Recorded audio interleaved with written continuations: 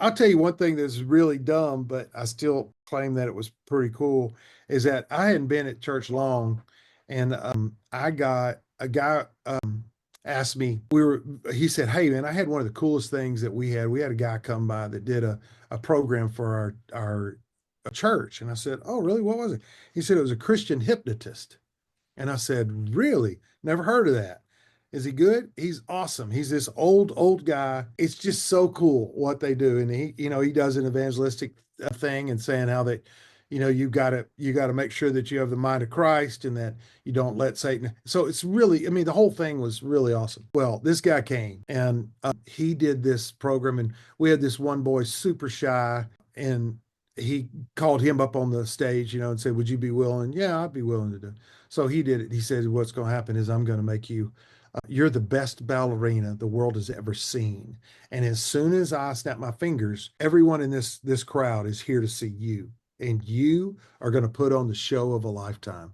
You're gonna ballerina around this place and just be amazing." So he did. This shy kid, he danced and twirled, and then and everybody was cheering him on. So he's going, "They love me. I'm just the best ballerina in the world." And it was he said, "But when I snap my fingers, you're done. You go sit down. Don't remember anything about it." He snaps his fingers. Guy walked to his seat, sat down. Didn't know anything about it. Wouldn't even believe us until we showed him a grainy video from way back then. And anyway, we just thought it was the best thing. We had a couple kids saved. It was just so awesome.